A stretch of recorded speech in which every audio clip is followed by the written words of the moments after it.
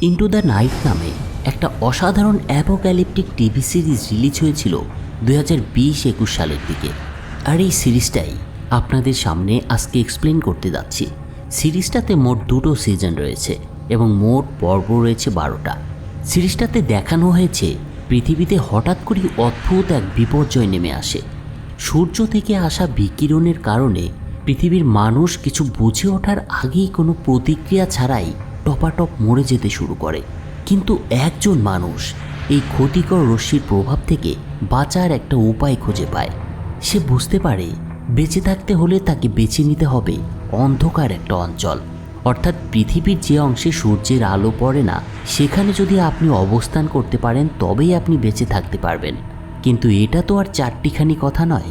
কিন্তু তারপরেও শুরু হয় সেই মানুষটার টিকে থাকার লড়াই। তবে এই লড়াইয়ে সামিল হয় তার সঙ্গে আরও কিছু মানুষ। একটা প্লেনকে নিজের ঘর বাড়ি বানিয়ে শুরু হয় পৃথিবীর এক প্রান্ত থেকে অন্য প্রান্তে ছুটে চলার কাজ। কিন্তু এভাবে কি বেঁচে থাকা আদৌ সম্ভব, সেটাই দেখানো হয়েছে অসাধারণ এই টিভি সিরিজ ইন্টু দ্য নাইটে। বন্ধুরা, এক্সপ্লেনটা দেখতে থাকুন, আশা করি অনেক এনজয় করবেন। প্রথম দৃশ্যে দেখা যায় তেরেনজিও নামে এক ব্যক্তি ব্রাসিলিয়ান বিমানবন্দরে ছুটে আসছে। লোকটার মধ্যে অদ্ভুত এক ধরনের অস্থিরতা কাজ করছিল। ভীষণ আতঙ্কিত দেখাচ্ছিল তাকে। খুবই তাড়াহুড়ো করছিল তেরেনজিও। তার এই আচরণ দেখে বিমানবন্দরে অবস্থান করা বেশিরভাগ মানুষই মনে করছিল লোকটা হয়তো তার ফ্লাইট মিস করেছে। কিন্তু আসল ঘটনা ছিল এর থেকেও মারাত্মক, যেটা আমরা একটু পরেই জানব। তেরেনজিওকে দেখা যায় তিনি পশ্চিমের যে কোনো একটা রুটে অন্তত একটা টিকিটের জন্য হেল্প ডেস্কে এসে খোঁজ নিচ্ছেন। কিন্তু ডেস্কে থাকা মহিলা তাকে জানায় এখান থেকে 2 ঘন্টা দূরত্বের একটা রুটের টিকিট সে তাকে দিতে পারবে। এ কথা শুনে তেরেনজিও দেরি না করে সাথে সাথে টিকিটটা কিনে নেন। লোকটাকে দেখে এমন মনে হচ্ছিল যেন সেই স্থান থেকে সে যে কোনো মূল্যে বেরোতে পারলে বাঁচে। সেটা গন্তব্য যেটাই হোক না কেন, শুধু এখান থেকে তাকে বেরোতে হবে। এই বিমানবন্দরে ঠিক সেই সময় ইনেস নামে একটা মেয়েকে দেখা যায়। সে তার এক বন্ধুর সাথে ভিডিওতে চ্যাট করছে। আর ঠিক অন্যদিকে টিভিতে চমকে যাওয়ার মতো কিছু নিউজ প্রচারিত হতে শুরু করে। এক নিউজ প্রেজেন্টারকে তো এমনও দেখা যায় ডেস্কের উপরে মুখ থুবড়ে পড়ে আছে, অথচ নিউজ লাইভ টেলিকাস্ট হচ্ছে। শুধু তাই নয়, টিভির আরেকটা দৃশ্যে দেখানো হয় একটা রাস্তার উপরে অসংখ্য মানুষ পড়ে আছে। টিভির এসব ঘটনাগুলো দেখে বিমানবন্দরে উপস্থিত সবাই হঠাৎ একটু চঞ্চল হয়ে ওঠে। তারা মনে করে এটা নিশ্চয়ই কোনো এক ধরনের রসিকতা বা প্র্যাঙ্ক টাইপের কিছু হবে। কিন্তু আসল ঘটনাটা কি, সেটা এই বিমানবন্দরে থাকা মানুষগুলোর মধ্যে একমাত্র তেরেনজিওই বুঝতে পেরেছিল। সে জানে এসবের আসল রহস্যটা কি। তাই এ সময় তাকে টার্মিনাল ছেড়ে যাওয়ার জন্য বেশ তাড়াহুড়ো করতেও দেখা যায়। তার কাণ্ড দেখে এবার অন্য যাত্রীরা কিছুটা বিভ্রান্ত হয়। একজন সিকিউরিটি গার্ড এ সময় তেরেনজিওর দিকে তেড়ে আসলে সে তাকে আঘাত করে এবং তার হাত থেকে বন্দুকটা ছিনিয়ে নেয় তেরেনজিও। সাথে সাথে সবাইকে তার পথ থেকে সরে যেতে বলে। একটু পরেই বিমানবন্দর থেকে বেরিয়ে তেরেনজিও রানওয়েতে দাঁড়িয়ে থাকা একটা বিমানে উঠে পড়ে। এই বিমানটি কয়েক মিনিটের মধ্যে মস্কোর উদ্দেশ্যে যাত্রা করবে। আসলে সে যে টিকিটটা কেটেছিল সেটা কোন বিমান সেদিকে তার কোনোই লক্ষ্য নেই। তার শুধু একটাই লক্ষ্য, এই বিমানবন্দর থেকে যে কোনো মূল্যেই যত দ্রুত সম্ভব বেরিয়ে পড়তে হবে তাকে। সে যখন ফ্লাইটটাতে ওঠেন তখন শুধুমাত্র কিছু যাত্রী প্লেনে উঠে তাদের সিটে বসেছিল। তেরেনজিও এবার সবার উদ্দেশ্যে বন্দুকতাক করে। তার আচরণ দেখে মনে হতে থাকে সে বিমানটা ছিনতাই করতে চাইছে। তেরেনজিওর হাতে অস্ত্র দেখে পাইলটও এগিয়ে আসেন এবং তার সাথে কথা বলার চেষ্টা করেন। এ সময় পাইলট তাকে বলে সে কোনো সন্ত্রাসীকে সাহায্য করতে চায় না। এরপর পাইলট যখন তার হাত থেকে রাইফেলটা কেড়ে নিতে যায় তখন তাদের মধ্যে শুরু হয় ধস্তাধস্তি এবং এক পর্যায়ে একটা গুলি পাইলট ম্যাথিওর হাতের তালুতে আঘাত করে। আহত হয় পাইলট। ককপিটের এই অবস্থা দেখে যাত্রীরা প্রচণ্ড আতঙ্কিত হয়ে পড়েন। তবে ফ্লাইট অ্যাটেন্ডেন্ট গ্যাব্রিয়েল তাদেরকে শান্ত রাখার চেষ্টা করে যায়। অন্যদিকে একটু পরেই তেরেনজিও ককপিট থেকে বেরিয়ে আসে এবং সবার উদ্দেশ্যে একটা কথা জানতে চায় যে এই বিমানে থাকা যাত্রীদের মধ্যে কোনো পাইলট আছে কিনা। তার কথার উত্তরে সিলভি নামে একজন মহিলা উঠে দাঁড়ায়। সিলভি বলেন একজন অবসরপ্রাপ্ত হেলিকপ্টার পাইলট সে। কিন্তু মহিলাটা ভীষণ ভয় পাচ্ছিল তেরেনজিওকে দেখে, কিন্তু সেদিকে তেরেনজিওর কোনো নজর নেই। এরপর তেরেনজিওর নির্দেশে সিলভি এবং আহত পাইলট ম্যাথিউ যাত্রীদের নিয়ে যাত্রা শুরু করে সেই বিমানবন্দর থেকে। এদিকে দেখা যায় পাইলটের সাথে রাইফেল নিয়ে ধস্তাধস্তির সময় বুলেটের আঘাতে বিমানের রেডিওটাও ক্ষতিগ্রস্ত হয়েছে। ফলে বিমান থেকে বাইরে কারো সাথে যোগাযোগ করাও সম্ভব নয়। কিছুক্ষণের মধ্যে বিমানটি যখন আকাশে স্ট্যাবল অবস্থায় পৌঁছায় তখন সিলভি এবং ম্যাথিউ তেরেনজিওর সাথে কথা বলার চেষ্টা করে। তারা মোটামুটি ধরেই নিয়েছে তেরেনজিও বিমানটা কিডন্যাপ করেছে, তাই তারা তাকে বলে সে যেভাবে প্লেনটাকে জিম্মি করেছে সেটা আসলেও সঠিক কাজ নয়, সে কি চাইছে। কিন্তু তেরেনজিও তার কথার উত্তরে জানায় সে যেটা করেছে সেটা সে ঠিকই করেছে। ককপিটের একটা জায়গায় এবার হেলান দিয়ে বসে তেরেনজিও এবং কিছু অদ্ভুত কথা বলতে শুরু করে সে বলে ন্যাটোতে কাজ করা একজন সামরিক অফিসার ছিল সে। কিছুদিন আগে ন্যাটো এমন কিছু সিক্রেট বিষয় নিয়ে একটা নথি প্রকাশ করেছিল যেটা স্বাভাবিকভাবেই অন্যদের জানার কথা না। তেরেনজিওর মুখে এই কথা শুনে এবার পাইলট এবং কোপাইলট তাকে অনুরোধ করে বিষয়টা খুলে বলার জন্য। তেরেনজিও জানায় সূর্য থেকে পৃথিবীতে আসা আলোকরশ্মি হঠাৎ করেই মারাত্মক ক্ষতিকারক হয়ে উঠেছে। আগামীকাল থেকে সূর্যোদয় হওয়ার সাথে সাথেই সবাইকে মরতে হবে, এমনকি যারা ঘরের মধ্যেও থাকবে তাদেরও রক্ষা নেই। এই বিষয়টা কিছুদিন আগে ন্যাটোর কিছু গবেষক প্রথমবারের মতো জানতে পেরেছিল। তবে বিষয়টা ইতিমধ্যে জাপান এবং কোরিয়ার মতো পূর্বের দেশগুলোতেও শুরু হয়ে গিয়েছে। যদি এই বিমানে সূর্যের আলো পড়ে তবে এখানকার সবার মৃত্যু নিশ্চিত। তেরেনজিও আরও বলতে থাকে সে জানতো তার এ ধরনের কথা কেউ বিশ্বাস করবে না, তাই সে বিমান ছিনতাইয়ের নাটকটা করতে বাধ্য হয়েছে। তার উদ্দেশ্য হলো সূর্যের আলো পৃথিবীর যে স্থানে পৌঁছাবে না সেদিকে যাওয়া। তেরেনজিওর মুখে এ ধরনের কথা শোনার পরেও ম্যাথিউ এবং সিলভি তাকে বিশ্বাস করতে চায় না। উল্টো তারা মনে মনে তাকে ধরেই নেয় তেরেনজিও মানসিকভাবে অসুস্থ। তবে তেরেনজিও এর পরেও বলতে থাকে তার কথাগুলো শুনে তাকে একজন বোকা মানুষ মনে হতে পারে, কিন্তু সে যেটা বলছে সেটাই সত্যি। ওরা যদি তার কথা বিশ্বাস নাও করে তবে খুব শীঘ্রই তারা বিশ্বাস করতে চলেছে। অন্যদিকে দেখা যায় ম্যাথিউর হাত থেকে প্রচুর রক্তক্ষরণ হচ্ছে। যদি একটা দীর্ঘ যাত্রা করতেই হয় তবে তার পক্ষে বিমান উড়িয়ে নিয়ে যাওয়া হয়তো একটা সমস্যা তৈরি হতে পারে। তাই যাত্রীদের মধ্যে থেকে লরা নামে একজন মহিলা, যিনি ডিমনেশিয়ায় আক্রান্ত বৃদ্ধ ব্যক্তিদের হোম হেলথ নার্স হিসেবে কাজ করেন, তিনি পাইলটকে শুশ্রূষা করার জন্য ককপিটে চলে আসেন। বলা যায় তাকে ককপিটে ডেকেই নেওয়া হয়। কিন্তু ম্যাথিউয়ের ক্ষতটি ছিল বেশ মারাত্মক। সেটা সেলাই করার জন্য সেখানে যেহেতু কোনো সার্জিক্যাল ইকুইপমেন্ট ছিল না, তাই ছুরি গরম করে ক্ষতস্থানটা জীবাণুমুক্ত করতে দেখা যায় তাকে। আর এ কারণে ম্যাথিউ এবার প্রচণ্ডভাবে চিৎকার করতে শুরু করে যন্ত্রণায়। অনেকেই ম্যাথিউর এই বিষয়টা জানতো না, তাই ম্যাথিউর চিৎকারে অনেক যাত্রী এবার আতঙ্কিত হয়ে পড়ে। তারা মনে করে তেরেনজিও হয়তো ককপিটে খুব খারাপ কিছু একটা ঘটাচ্ছে। এরপর কিছুটা সুস্থ বোধ করলে পাইলট ম্যাথিউ বুঝতে পারে অনিচ্ছা সত্ত্বেও তাকে এখন তেরেনজিওর কথা মতোই চলতে হবে। প্রতিবাদ করলে সবার জীবন হয়তো বিপদে পড়তে পারে। তাই সে অন্যদের বলে তারা তাদের গন্তব্যে যাওয়ার আগে তেরেনজিও যেখানে যেতে চাইছে সেখানেই ওদের সবাইকে আগে পৌঁছাতে হবে। তবে এটার পেছনে ম্যাথিউর একটা আশা ছিল। তার একটা ধারণা ছিল যেহেতু এই কিডন্যাপিংয়ের বিষয়টা ইতিমধ্যে সারা পৃথিবীর মানুষ জেনে গিয়েছে, তাই সে যেখানে যেতে চাইছে সেখানে নিশ্চয়ই কোনো যুদ্ধ বিমান তাদেরকে উদ্ধার করতে আসবে। কিন্তু কিছু কারণে সিলভির এবার মনে হতে শুরু করে তাদের সাহায্যের জন্য আসলেও কেউ আসবে না। হয়তো তেরেনজিওর কথা মতো সত্যি সত্যিই খারাপ কিছু একটা ঘটে চলেছে। এদিকে আয়াজ নামে এক যাত্রীকে এ পর্যায়ে দেখা যায়। ককপিটের মধ্যে সূর্যরশ্মি সম্পর্কে কথাগুলো সে শুনতে পেয়েছিল। যাই হোক, এ সময় অন্য এক যাত্রীকে দেখা যায় হঠাৎ করে কাশি শুরু করেছে সে। এই যাত্রীটা ছিল আরব এবং হঠাৎই যেন অজ্ঞান হয়ে পড়ে লোকটা। আয়াজ তাকে এবার সাহায্য করার ভান করে এবং একসময় কৌশলে তেরেনজিওর হাত থেকে রাইফেলটা ছিনিয়ে নেয় সে এবং তেরেনজিওর দিকে তাক করে সেটা। আয়াজের নির্দেশে তেরেনজিওকে বিমানের টয়লেটের মধ্যে আটকে ফেলা হয়। আসলে ঘটনার আকস্মিকতায় তেরেনজিও চমকে গিয়েছিল। যাই হোক, এরপর সে পাইলট ম্যাথিউর কাছে জানতে চায় সত্য ঘটনাটা কি। আয়াজের কথার উত্তরে ম্যাথিউ জানায় তারা শীঘ্রই আইসল্যান্ডে অবতরণ করবে, কারণ তেরেনজিও পশ্চিমের কোথাও যেতে চাইছিল। সে আরও বলে আইসল্যান্ডে অবতরণের পর সেখানকার পুলিশ তেরেনজিওকে গ্রেপ্তার করবে এবং অন্যদেরকে ছেড়ে দেওয়া হবে। তবে এসবের পাশাপাশি পাইলট তাদের তেরেনজিওর বলার সূর্যরশ্মির বিষয়টাও বলে দেয়। তেরেঞ্জিও তাদের বলেছে এই সূর্যরশ্মি কিভাবে মানুষকে হত্যা করছে এবং সামনে হত্যা করতে চলেছে। আয়াজের সাথে পাইলটের হওয়া কথাগুলো যাত্রীদের মধ্যে অনেকেই এবার মনোযোগ দিয়ে শুনছিল। তাই যাত্রীদের মধ্যে একটা উত্তেজনা তৈরি হয়। তারা ফ্লাইটে ওঠার আগে বিমানবন্দরে টিভিতে দেখা অদ্ভুত ঘটনাগুলো মনে করতে শুরু করে এবং তেরেঞ্জিওর কথাগুলো সত্যি বলেও ভাবতে শুরু করে দেয় তারা। যাত্রীরা তাদের পরিবার নিয়েও এবার চিন্তিত হয়ে পড়ে।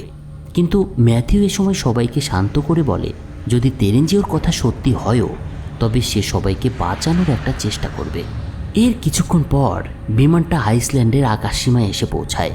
পাইলট আইসল্যান্ডের একটা বিমানবন্দরে অবতরণের চেষ্টা করে, কিন্তু ট্রাফিক কন্ট্রোল থেকে কোনো সাড়া পায় না সে।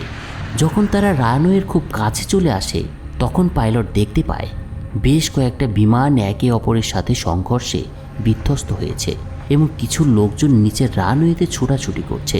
তাই পাইলট ম্যাথিউ এবং ককপিটে থাকা অন্যরা বুঝতে পারে তেরেঞ্জিও যেটা বলেছিল সেটা হয়তো সত্যি। রানওয়ে ব্লক থাকায় পাইলট এখানে অবতরণ করতে ব্যর্থ হয়। যেহেতু স্কটল্যান্ডের পশ্চিমে উড়ে যাওয়ার জন্য প্লেনে যথেষ্ট জ্বালানি আছে, তাই ক্যাপ্টেন ম্যাথিউ এবার সিদ্ধান্ত নেন তারা পশ্চিম দিকেই উড়ে যাবে। নিচের বিমানবন্দরের ঘটনাটা পাইলট ম্যাথিউকে অন্য আর একটা সিদ্ধান্ত নিতেও বাধ্য করে। সে তেরেঞ্জিওকে মুক্ত করার চিন্তা করে এবং সে চিন্তা থেকেই টয়লেট থেকে বের করে নিয়ে আসে তাকে।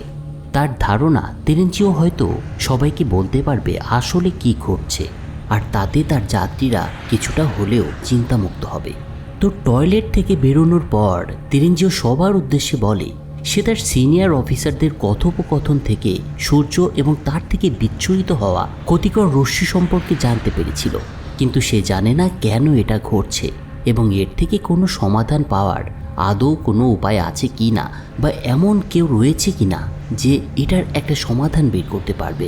তেরেঞ্জিও এটা জানেও না এই সমস্যা শীঘ্রই দূর হবে কিনা, তবে সে শুধু এতটুকুই জানে তাকে যদি বেঁচে থাকতে হয় তবে তাকে সূর্যের আলো থেকে অনেক দূরে সরে যেতে হবে। অন্যদিকে এ সময় দেখা যায় আরব লোকটি অসুস্থ হয়ে পড়েছে, তার শ্বাস নিতে কষ্ট হচ্ছে। লোকটাকে দেখে মনে হচ্ছে খুব তাড়াতাড়ি হয়তো মারা যেতে চলেছে সে। এ অবস্থা দেখে নার্স লরা যদিও তাকে বাঁচানোর জন্য যথাসাধ্য চেষ্টা চালিয়ে যাচ্ছিল, কিন্তু সব প্রচেষ্টাই শেষ পর্যন্ত বৃথা হয়। আরব লোকটা মারা যায়। এর কিছুক্ষণ পর তার স্কটল্যান্ডে জরুরি অবতরণ করতে বাধ্য হয়। পাইলট ম্যাথিউর প্রচেষ্টায় শেষ পর্যন্ত বড় দুর্ঘটনা থেকে বেঁচে যায় সবাই। বিমানটা রানওয়েতে ল্যান্ড করার পর একটা খারাপ পরিস্থিতির সম্মুখীন হয়েছিল, তো শেষ পর্যন্ত বিপদ কেটে যাওয়ায় বিমান থেকে বাইরে বেরিয়ে আসে সবাই। যাত্রীরা এবার তাদের পরিবারের সঙ্গে ফোনে যোগাযোগ করার চেষ্টা করে, তবে যোগাযোগ করা আর সম্ভব হয় না। যাত্রীরা এবার খেয়াল করে তাদের ফোনে বিভিন্ন নিউজ সাইটগুলোতে শুধু একই খবর দেখাচ্ছে, সারা পৃথিবীতে মারাত্মক সূর্যরশ্মির প্রভাব ভয়ানক আকার ধারণ করেছে। বিশ্বের অর্ধেক মানুষ ইতিমধ্যেই মারা গিয়েছে এবং বাকি অর্ধেক মানুষ যারা এখনও বেঁচে আছে তাদেরও রক্ষা নেই।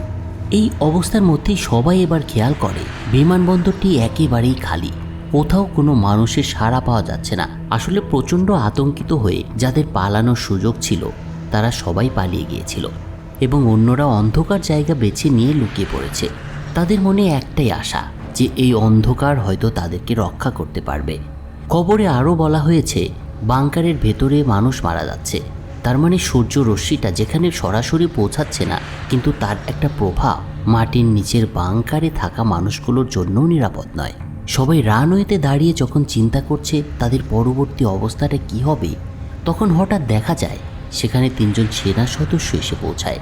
তাদেরকে বলতে শোনা যায় সূর্যোদয়ের আগে মাত্র 45 মিনিট আছে তাদের হাতে, তাই তাদের প্রয়োজনীয় জিনিসপত্র গুছিয়ে আরও পশ্চিমে উড়ে যেতে হবে। সবার মধ্যে মোটামুটি এ ধরনের একটা সিদ্ধান্ত হয়। যাত্রীদের মধ্যে জ্যাকব নামে একজন প্রকৌশলী ছিল। লোকটা তার গর্ভবতী স্ত্রীকে বাঁচাতে তার কাছে ফিরে যেতে চেয়েছিল, মূলত সেজন্যই প্লেনে উঠেছিল সে। কিন্তু শেষ পর্যন্ত যাত্রীদের সার্বিক নিরাপত্তার কথা চিন্তা করে সিদ্ধান্ত ত্যাগ করে সে। এরপর প্রয়োজনীয় জিনিসপত্র নিয়ে এবং বিমানের ট্যাঙ্কে ফুয়েল লোড করে তারা আবার ওড়ার সিদ্ধান্ত নেয়। বিমান আকাশে ওঠার পর একজন পরামর্শ দেয় তাদের নিরক্ষরেখার দিকে উড়ে যাওয়া উচিত, কারণ সেখানে সূর্যের আলো দ্রুত পৌঁছাতে পারে না। তবে শেষ পর্যন্ত সম্মিলিত সিদ্ধান্ত এটাই হয় তাদের পরবর্তী স্টপেজ হবে কানাডা, এবং সেখানে তারা আবার বিমানে জ্বালানি ভরবে এবং তাদের রেডিও ঠিক করতে হবে সেখানে। এর কিছুক্ষণ পরে দেখা যায় হঠাৎ করেই তাদের ইন্টারনেট ঠিক হয়ে গিয়েছে এবং সকলের ফোনের নেটওয়ার্কও ফিরে এসেছে। অনেকের ফোনেই মেসেজ আসতে শুরু করে দিয়েছে। এই অবস্থায় প্রচণ্ড উৎসাহ নিয়ে যাত্রীরা তাদের ফোন চেক করতে শুরু করে। তাদের প্রিয়জনের কাছ থেকে নানা রকম বার্তা পায় তারা। তবে বলাই বাহুল্য, এগুলো ছিল তাদের শেষ বার্তা। যেসব বার্তায় বলা হয়েছে ইতিমধ্যে ব্রাসেলস মৃত্যুপুরীতে পরিণত হয়েছে। এ সকল যাত্রীদের মধ্যে একজন ইন্টারনেটে একটা জার্নাল খুঁজে পায়, যাতে সে দেখতে পায় এই বিপর্যয়ের একটা কারণ সেখানে বর্ণনা করা আছে। কারণটা হচ্ছে সূর্যের মেরুতা। বিমানের যাত্রীদের মধ্যে হর্স্ট নামে একজন যাত্রী ছিলেন এবং তিনি ছিলেন একজন জলবায়ু বিশেষজ্ঞ। লোকটা জানায় সূর্যের মেরুত্বের আসল অর্থ কী। বিষয়টা সেবার সবার উদ্দেশ্যে ব্যাখ্যা করে। প্রতি 11 বছর অন্তর অন্তর সূর্যের চৌম্বক ক্ষেত্র পরস্পর বিপরীতমুখী হয়, কিন্তু এটা কেন হয় সেটা আজ অবধি কেউ জানে না। যেহেতু পৃথিবীতে আগে এর কোনো উল্লেখযোগ্য প্রভাব দেখা যায়নি, তাই এ বিষয়ে খুব একটা গবেষণা করাও হয়ে ওঠেনি। তবে গত কয়েক দশক ধরে এর তীব্রতা বৃদ্ধি পেতে শুরু করেছিল এবং বোঝাই যাচ্ছে এখন এটা বেশ শক্তিশালী হয়ে উঠেছে। হার্স্ট আরও বলেন, যা ঘটছে সেটা যদি সত্যিই হয়, তবে সূর্যের আলো পৃথিবীতে যেখানেই পড়েছে সেখানে গামা রশ্মি বিস্ফোরিত হচ্ছে এবং এর কারণে মানুষ তাৎক্ষণিকভাবে মারা যাচ্ছে। তবে এই বিষয়টা প্রমাণ করার আদৌ কোনো উপায় নেই, কারণ যে বিজ্ঞানীরা নিবন্ধটি প্রকাশ করেছেন তারা সম্ভবত ইতিমধ্যে মারা গিয়েছে। তার এক কথার পর হঠাৎ আয়াজ একটা নিউজ রিপোর্ট খুঁজে পায়, যাতে বলা হয়েছে যে সৈন্যদেরকে তারা স্কটল্যান্ড থেকে প্লেনে তুলেছিল তারা আসলে ছিল সন্ত্রাসী। তাদের মূলত আগেই গ্রেপ্তার করা হয়েছিল এবং তাদেরকে দেশে ফিরিয়ে নিয়ে যাওয়ার জন্যই এই বিমানবন্দরে রাখা হয়েছিল। খবরটা যখন সবার মধ্যে প্রকাশ হয়ে পড়ে, তখন সেই 3 সেনার মধ্যে একজন সবার সাথে তর্কে জড়িয়ে পড়েন এবং ডিমনেশিয়ায় আক্রান্ত এক বৃদ্ধাকে ধাক্কা দিয়ে বসেন। ফলে বৃদ্ধ লোকটি হঠাৎ করে হার্ট অ্যাটাক করে সেখানেই মারা যায়। আর এতে সবাই ভয় পেয়ে যায় এবং শেষ পর্যন্ত সন্ত্রাসীদেরকে তাদের সহযাত্রী হিসেবেই মেনে নিতে বাধ্য হয়। ওদিকে দেখা যায় সিলভি ম্যাথিউকে বলছে তারা কানাডায় অবতরণ করার পর সন্ত্রাসীদের সেখানে আটকে ফেলবে। এভাবেই নানা রকম পরিকল্পনা কথাবার্তার মধ্য দিয়ে সময়গুলো কাটতে শুরু করে। এর বেশ কিছু সময় পর এই মানুষগুলো কানাডার বিমানবন্দরে অবতরণ করে। কানাডার টাইম জোন অনুযায়ী সূর্যোদয় হতে 2 ঘন্টা বাকি আছে। আর এ সময় দেখা যায় আগের দিনে সূর্যরশ্মির শিকার হয়ে বেশ কিছু মানুষ চারিদিকে মরে পড়ে আছে। যা হোক, অবতরণের পর পাইলট সন্ত্রাসীদের বলে কাছের একটা শপ থেকে রেডিও মেরামত করার জন্য কিছু যন্ত্রাংশ নিয়ে আসতে হবে, আর এই কাজটা তাদেরই করতে হবে। পাইলটের কথায় সন্ত্রাসী 3 জনও রাজি হয়ে যায়, কিন্তু তাদের সাথে তারা গ্যাব্রিয়েল এবং জ্যাকবকে নিয়ে যাওয়ার জন্য জোর দেয়। তবে এখানে একটা সমস্যা দেখা দেয়, সেটা হচ্ছে জ্যাকব সন্ত্রাসীদের আটকে রাখার প্ল্যান সম্পর্কে জানতো, কিন্তু গ্যাব্রিয়েল জানতো না। তাই তারা যখন দোকানে প্রবেশ করে তখন জ্যাকব সন্ত্রাসীদের একটা ঘরে ঢুকিয়ে দরজা আটকে দেয়। এই বিষয়টা গ্যাব্রিয়েল মানতে পারে না, কারণ যেহেতু গ্যাব্রিয়েল জানতো না, তাই সে তাদের সাথে এই আচরণ মেনে নিতে পারছিল না।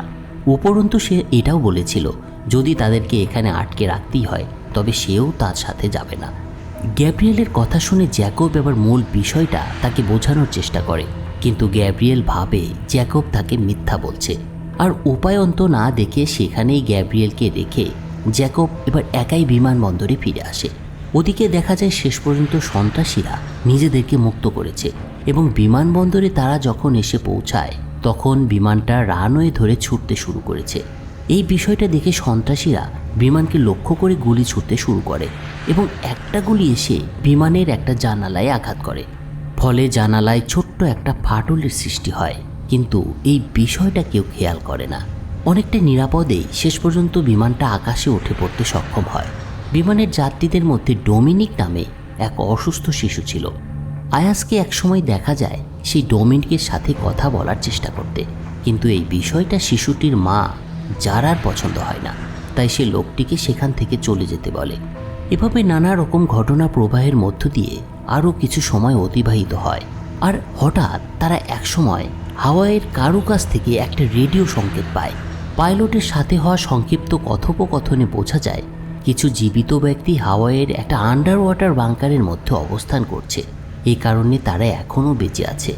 আর এই বিষয়টা ম্যাথিউর মধ্যে এবার একটা আগ্রহ তৈরি করে, সে বলে যত তাড়াতাড়ি সম্ভব আমাদের হাওয়ায় যেতে হবে। এখানে একটা ব্যাপার কি আপনারা বুঝতে পেরেছেন? মাটির নিচের বাংকারে থাকা মানুষদের সূর্যরশ্মি সরাসরি ক্ষতি করছে, কিন্তু সেই বাংকারটা যদি পানির নিচে হয়, অর্থাৎ সূর্যের আলোকে যদি পানির মধ্যে দিয়ে তাদেরকে আঘাত করতে হয়, তবে সেটা সম্ভব নয়। আর এই কারণেই লোকগুলো এখনও বেঁচে আছে। তো যাই হোক, ম্যাথিউর এ ধরনের সিদ্ধান্তে সিলভি তাকে বাধা দেয়। সে এ প্রসঙ্গে একটা যুক্তিও দেখায়। তার কথা হচ্ছে যে বার্তাটা তারা পেয়েছে সেটা অনেকটাই অস্পষ্ট, আর কোনো অস্পষ্ট বার্তা বিশ্বাস করে তাদেরকে সেখানে যাওয়া বোকামি হবে। এদিকে এসব কারণে তেরেঞ্জিও এবার ক্ষুব্ধ হয়ে ওঠে। সে বলে সব সিদ্ধান্ত কেন ক্যাপ্টেনকে নিতে হবে। যা হোক, তার প্রতিবাদের কারণে সবাই এবার একটা চুক্তিতে পৌঁছায়।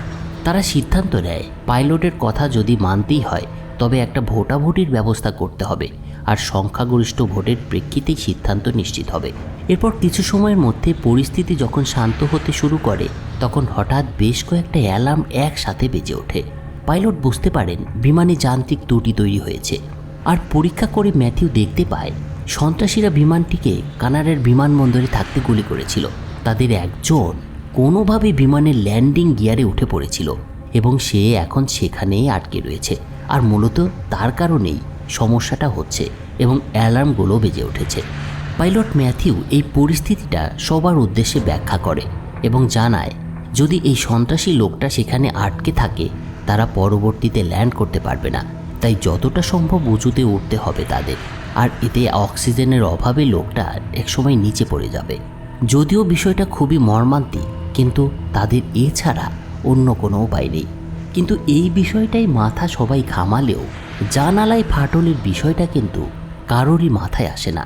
তাই কিছুক্ষণের মধ্যে দেখা যায় বায়ুর প্রচণ্ড চাপে জানালাটা ভেঙে যায় এবং বায়ুর তারতম্যের কারণে প্লেনের ভিতরে তৈরি হয় বিশৃঙ্খলা।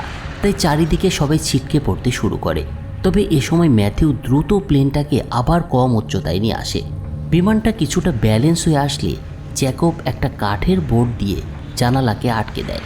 এরপর সবাই শান্ত হয়, কিন্তু ডমিনিকের শ্বাস নিতে সমস্যা হওয়ার কারণে তার শ্বাসযন্ত্রের টিউবটিও ক্ষতিগ্রস্ত হয়েছে। বিষয়টা খেয়াল করে আয়াজ একটা প্ল্যান তৈরি করে। সে একটা শ্বাসযন্ত্রের নল তৈরি করতে অক্সিজেনের পাইপ ব্যবহার করে। ছেলেকে বাঁচানোর জন্য আয়াজের এ ধরনের প্রচেষ্টা দেখে ডমিনিকের মা যারা এবার আয়াজের প্রতি কৃতজ্ঞতা বোধ করে এবং তার আগের ব্যবহারের জন্য তার কাছে ক্ষমাও চায়। অন্যদিকে ক্যাপ্টেন ম্যাথিউ ঘোষণা করেন হাওয়ায় নামা ছাড়া তাদের আর কোনো বিকল্প নেই, কারণ তারা কখনোই এই উচ্চতায় সময় মতো অন্যত্রে পৌঁছাতে পারবে না। তবে তারা চাইলে সম্ভাব্য বিকল্প জায়গা হিসেবে আলাস্কার আট্টু দ্বীপে অবতরণ করতে পারে। ওদিকে দেখা যায় তখনও সেই সন্ত্রাসীটা ল্যান্ডিং গিয়ারে আটকে আছে। এটা বুঝতে পেরে আয়াজ, জ্যাকব এবং তেরেঞ্জিওকে দেখা যায় লোকটিকে উদ্ধার করতে তারা সেখানে গিয়ে পৌঁছেছে এবং প্লেনের মেঝেতে এবার একটা গর্ত তৈরি করার চেষ্টা করছে তারা। গর্তটা তৈরি করা শেষ হয়ে গেলে তেরেঞ্জিও তার বন্দুক অন্ধকারের দিকে তাক করে, কিন্তু সেই সন্ত্রাসীটা সেটা টেনে নেওয়ার চেষ্টা করলে আয়াজ তাকে উদ্ধার করতে আসে এবং লোকটাকে গুলি করে হত্যা করা হয়। এই ঘটনায় সবাই আয়াজকে নায়ক হিসেবে উপাধি দেয়। লোকটা বড় একটা কাজ করেছে। কিন্তু এরপর সে সবার উদ্দেশ্যে স্বীকার করে প্লেনে মারা যাওয়া আরব যাত্রীর মৃত্যুর কারণ সে। আয়াজ স্বীকার করে সে একজন চোরা কারবারি, মস্কোতে হীরা পাচার করছিল। সে হীরাগুলি আরব ব্যক্তির দেহে তার সম্মতিতেই রাখা হয়েছিল, কিন্তু লোকটা মারা গিয়েছে। আয়াজের স্বীকারোক্তি শুনে এবার কিছু যাত্রী প্রতিবাদ করে ওঠে এবং বলতে শুরু করে এ ধরনের কাজের জন্য আয়াজকে সন্ত্রাসীদের মতোই আয়াজকে শাস্তি দেওয়া উচিত। আর এই বিষয়টাই এবার ভোটাভুটি হতে দেখা যায়, কিন্তু দেখা যায় শেষ পর্যন্ত বেশি ভোট আয়াজের পক্ষেই পড়েছে। তাই ফলস্বরূপ তাকে শুধু হাত করাই পড়ানো হয়। প্লেনটা আরও কিছুক্ষণ চলার পরে একসময় তারা আলাস্কায় এসে অবতরণ করতে পারে এবং ল্যান্ডিংয়ের পর প্লেনটাকে রিফুয়েলিং করা হয় এবং কিছুক্ষণের মধ্যেই আবার উড্ডয়ন করা হয়। আকাশে ওঠার পর জলবায়ু বিশেষজ্ঞ হর্স্ট অদ্ভুত কিছু বিষয় আবিষ্কার করেন। তারা যে ফলগুলো তুলেছিল সেগুলোতে কোনো স্বাদ এবং গন্ধই নেই। তার মনে হতে থাকে এটার কারণ হচ্ছে গামা রশ্মি। এই রশ্মি এতটাই তীব্র যে খাদ্যের আণবিক গঠনকেও পরিবর্তন করে ফেলেছে। তবে সবচেয়ে গুরুত্বপূর্ণ বিষয় হচ্ছে এটি খাবারের পুষ্টির মানও হ্রাস করে দিয়েছে। ওরা ভাবে এভাবে যদি চলতে থাকে, যদি সূর্যরশ্মির হাত থেকে পালিয়ে টিকে থাকতে সক্ষম হয় মানুষ, তারপরও কয়েক সপ্তাহের মধ্যেই অনাহারেই মারা যাবে এই পৃথিবীর সবাই। কারণ খাবারগুলোতে যেহেতু পুষ্টিমান নেই, তাই দেহ প্রয়োজনীয় পুষ্টি পাবে না, আর স্বাভাবিকভাবেই মৃত্যু ঘটবে সবার। এই বিপদের বিষয়টা স্বীকার করে ম্যাথিউ সবাইকে সূর্য থেকে দূরে থাকা উচিত বলেই মনে করেন। তবে গত কয়েক ঘন্টার প্রচণ্ড ক্লান্তিতে সে নিজের উপরে এবার নিয়ন্ত্রণ হারাতে শুরু করেছিল, আর এই বিষয়টা সিলভিও খেয়াল করেছিল। তাই সে পাইলটকে বিশ্রাম নিতে বলে, কিন্তু ম্যাথিউ জানায় এটা তার স্বভাবের বিরুদ্ধ কাজ। সে সবাইকে বিপদের মধ্যে ফেললে বিশ্রামে যেতে পারবে না। তবে অন্য যাত্রীরা যখন তার বিষয়টা বুঝতে পারে, তখন তারা তাকে অনেকটা জোর করেই বিশ্রাম নিতে পাঠায়। আর উপায়ন্ত না দেখে প্রথমবারের মতো বিশ্রাম নেওয়ার জন্য ককপিটের বাইরে আসে ক্যাপ্টেন ম্যাথিউ। এভাবে আরও কিছুক্ষণ চলার পর তারা রেডিওতে আর একটা সংকেত শুনতে পায়। এটা ছিল অজ্ঞাত দুটি পক্ষের মধ্যে কিছু কথোপকথন। তবে অস্পষ্ট বার্তায় তারা কেবল স্টার 17 নামে কিছু একটা বলতে শুনতে পেয়েছিল। কিন্তু একটু পরেই সবাই বুঝতে পারে যে ব্যক্তি কথা বলছিল সে একজন মহাকাশচারী ছিল, এবং এখন সে মহাকাশেই আছে। এবার তারা হতবাক হয়ে যায় এই ভেবে যে এরকম একজন মানুষ এখনও বেঁচে আছে এবং পৃথিবীতে থাকা কন্ট্রোল রুমের সাথে কথা বলছে। আর এই বিষয়টা সবার মধ্যে নতুন করে বেঁচে থাকার একটা আশা তৈরি করে। তারপর তারা ব্রাসেলসে অবস্থিত ন্যাটো সদর দপ্তরে যাওয়ার সিদ্ধান্ত নেয়, যেখান থেকেই সব কিছু শুরু হয়েছিল। সবাই মিলে এবার কিছু সংক্ষিপ্ত আলোচনা সেরে নেয়। এভাবে যদি তারা ব্রাসেলসে অবতরণ করতে পারে, তবে সূর্য ওঠার আগে 4 ঘন্টা সময় তাদের হাতে পাবে। তাই এবার ওরা তেরেঞ্জিওর মাধ্যমে ন্যাটো হেডকোয়ার্টারের গোপন বাংকার সম্পর্কে কিছু তথ্য পাওয়ার চেষ্টা করে।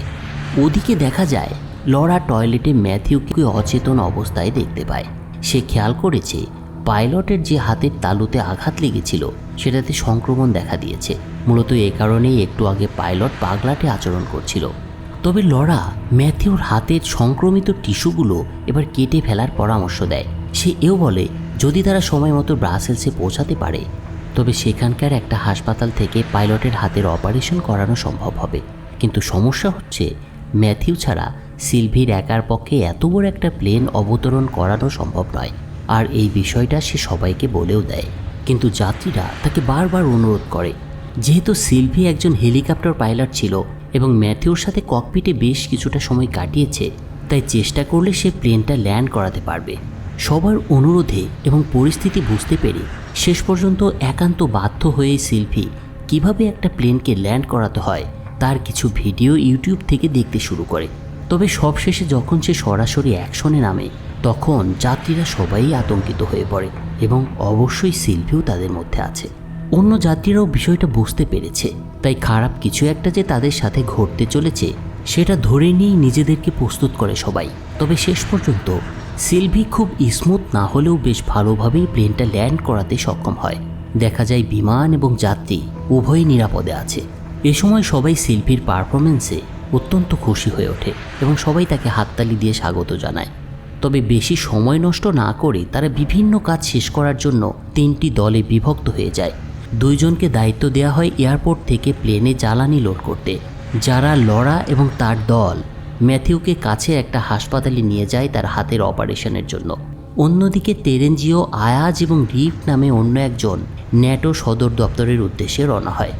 হাসপাতালে যাওয়া টিমটা হাসপাতালের হলওয়েতে অসংখ্য মৃতদেহ পড়ে থাকতে দেখে। এদের দেখেই বোঝা যাচ্ছিল লোকগুলো সূর্যোদয়ের আগে তাদের মৃত্যু যে আসন্ন সেটা সম্পর্কে জানতে পেরেছিল এবং তারা তাদের জীবন বাঁচানোর জন্য আপ্রাণ চেষ্টা করেছিল, কিন্তু শেষ রক্ষা হয়নি। যাই হোক, এসব দেখে আতঙ্কিত না হয়ে লরা সবাইকে শান্ত করে এবং ম্যাথিউকে বাঁচানোর দিকে মনোযোগ দিতে বলে। একই সময়ে যারা তার ছেলে এবং অন্যদের জন্য কিছু ওষুধ সাথে নিয়ে নেয়। হাসপাতালে এদিকে ওরা যখন ব্যস্ত, ন্যাটো সদর দপ্তরের তেরেঞ্জিও তাদেরকে সেই কনফারেন্স রুমে নিয়ে আসে। এখানেই সে প্রথমে এই বিপর্যয়ের কথাগুলো শুনেছিল। এখান থেকে চলে যাওয়ার সময় ন্যাটো অফিসাররা কোনো ডকুমেন্ট ফেলে গিয়েছে কিনা সেটা চেক করে দেখতে শুরু করে তারা, কিন্তু কোথাও কিছু না দেখে রিক সিদ্ধান্ত নেয় নজরদারির ফুটেজে কিছু পাওয়া যায় কিনা সেটা তাকে দেখতে হবে। এর মধ্যেই অন্যদিকে তেরেঞ্জিওকে দেখা যায় আয়াজের তুর্কি বংশোদ্ভূত নিয়ে মজা করতে শুরু করেছে, কিন্তু বিষয়টা ভালোভাবে নেয় না আয়াজ। ফলে দুজনের মধ্যে বেশ কিছুটা ঝামেলা হয়, আর এই ঝামেলার এক পর্যায়ে তেরেঞ্জিও আয়াজকে আঘাত করে বসে। ফলে আয়াজ সেখানেই অজ্ঞান হয়ে যায় এবং তার দেহ থেকে প্রচুর রক্তক্ষরণ হতে শুরু করে। অন্যদিকে রিক ন্যাটো অফিসারদের কথোপকথনের একটা রেকর্ডিং খুঁজে পায়, যার থেকে সে বুলগেরিয়ার একটা বাঁধের নিচে একটা বাংকার সম্পর্কে জানতে পারে জায়গাটির নাম হচ্ছে স্টার 17। এবার তার মনে পড়ে কয়েক ঘন্টা আগে প্লেনে থাকতে রেডিওতে শোনা সেই বার্তাটার কথা। সেখানেও এই কথাটাই উল্লেখ করা হয়েছিল। সে যখন এখানে ফুটেজগুলো দেখছিল তখন তেরেঞ্জিও সেখানে পৌঁছায় এবং তাকে বলে আয়াজ তাদেরকে ছেড়ে চলে গেছে আগেই। কিন্তু রিক স্ক্রিনে দেখতে পায় কনফারেন্স রুমে আয়াজের দেহটা পড়ে রয়েছে। তাই সে বুঝতে পারে আসল ঘটনাটা কি ঘটেছে। কিন্তু এটা দেখা সত্ত্বেও সে প্রতিবাদ করতে ভয় পায় এবং তেরেঞ্জিওর সাথেই বিমানের কাছে চলে আসে। সূর্যোদয়ের আধা ঘন্টা আগে প্লেনে উঠে পড়তে সক্ষম হয় সবাই এবং ব্রাসেলস থেকে যাত্রা শুরু করার প্রস্তুতি নেয়। চিকিৎসার পরে ম্যাথিউ তখনও বেশ অসুস্থ, তবে অস্ত্রোপচার হওয়ার কারণে একটু ভালো বোধ করছে সে। ওদিকে প্লেনে ওঠার পর তেরেঞ্জিও সবাইকে বলে আয়াজ তাদের সাথে আসেনি, সে তাকে রেখেই চলে যেতে বলেছে। তাই তাদের আয়াজের জন্য অপেক্ষা করা ঠিক হবে না। মনে কিছুটা অসন্তোষ নিয়ে এসব শোনা সত্ত্বেও সিলভি যখন ইঞ্জিনটা স্টার্ট করেছে তখন হঠাৎ তার প্লেনের সামনে এসে দাঁড়ায় একটা গাড়ি এবং সেই গাড়ি থেকে আয়াজ বেরিয়ে আসে। এ সময় আয়াজের সাথে কি ঘটেছে সেটা সবাইকে জানায় লোকটা। যাত্রীরা এরপরে তেরেঞ্জিওকে হাত করা পড়ায়। ওদিকে সিলভি সবাইকে জানায় যে বুলগেরিয়া যাওয়ার পরিকল্পনা কাজ না করলে অন্য গন্তব্যে পৌঁছানোর জন্য তাদের জন্য যথেষ্ট জ্বালানি বা সময় নাও থাকতে পারে। তাই সে প্রত্যেককে যে কোনো পরিস্থিতির জন্য প্রস্তুত থাকতে বলে। এর কিছুক্ষণ পর তারা বুলগেরিয়ার একটা বিমানবন্দরে এসে অবতরণ করে। সময় নষ্ট না করে প্লেন থেকে নেমে দুটি দলে বিভক্ত হয়ে এয়ারপোর্টে রাখা দুটি ভিন্ন গাড়িতে উঠে পড়ে ওরা। সিলভি প্রথমে গাড়িটি চালায় এবং অন্যদের পথ দেখায়। তাদের গন্তব্য হচ্ছে সেই বাংকার। অন্যদিকে আয়াজও দ্বিতীয় গাড়িটি চালাতে শুরু করেছে, কিন্তু পথে সে একটু অসুস্থ হয়ে পড়ে। তার সাথে কি হচ্ছে আয়াজ সেটা বুঝতে পারছে না, ফলে সে তার গাড়িটাকে একসময় অ্যাক্সিডেন্ট করে বসে। অন্যদিকে দেখা যায় প্রথম গাড়িটি ইতিমধ্যে অনেক দূরে চলে গিয়েছে। এ সময় সিলভি রাস্তার ডান দিকে মোড় নিয়ে একটা আধা খোলা গেটের কাছে এসে পৌঁছায়। এ সময় একজন যাত্রী গেটটা স্পর্শ করার চেষ্টা করলে সাথে সাথে সে বিদ্যুতের শক পায়। তবে একটু খেয়াল করে সে দেখতে পায় গেট খোলার জন্য একটা বাটন রয়েছে এবং বাটনটা প্রেস করেই তাদের গেটটা খুলতে হতো।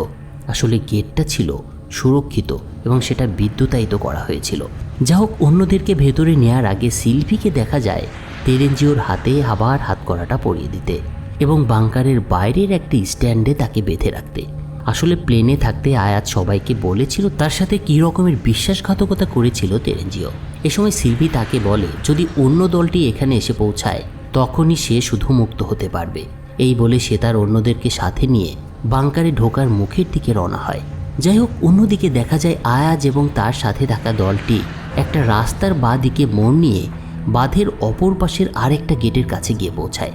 তারা তাদের জামা কাপড় ব্যবহার করে উপরে উঠতে শুরু করে এবং শেষ পর্যন্ত তারা সকলেই বাংকারে প্রবেশ করতে সক্ষম হয়।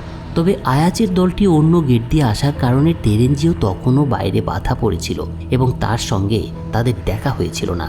এরপরের দৃশ্যে দেখা যায় যাত্রীদের সামরিক লোকজন বাংকারের ভেতরে স্বাগত জানাচ্ছে এবং তাদেরকে নিশ্চয়তা দিচ্ছে তারা যে এখানে সবাই নিরাপদ। ওদিকে তেরেঞ্জিও তখনও বাইরে একা বাধা পড়ে আছে এবং সূর্যও প্রায় উদিত হতে চলেছে। আশেপাশে কাউকে না পেয়ে সে বুঝতে পারছে তার ভেতরে যাওয়ার কোনো আশাই নেই। এ সময় তাকে ঈশ্বরের কাছে ক্ষমা চাইতে দেখা যায়। সূর্য ওঠার কিছুক্ষণের মধ্যেই মারা যায় তেরেঞ্জিও। অদ্ভুত বিষয় হলো যাদের কারণে ওর মৃত্যু হলো তাদেরকেই সে বাঁচিয়েছিল। বন্ধুরা, এই সাথে ইনটু দ্য নাইটের প্রথম সিজনের গল্পটা শেষ হয়। এই বেঁচে থাকা যাত্রীদের ভাগ্যে কী ঘটেছিল সেটা জানতে হলে দ্বিতীয় সিজনটা দেখতে হবে। আর সেটার এক্সপ্লেইন নিয়েই খুব শীঘ্রই ফিরছি। আর এর মধ্যেই আপনারা চ্যানেলটিকে সাবস্ক্রাইব করে রাখতে পারেন এবং সাথে সাথে নোটিফিকেশানের বেলটাও বাজিয়ে দিন, যাতে পরবর্তীতে আমি ভিডিওটা দেওয়ার সাথে সাথে আপনারা এর একটা নোটিফিকেশান পেতে পারেন। তো সবাই ভালো থাকুন, সাবধানে থাকুন, নিরাপদে থাকুন। ধন্যবাদ।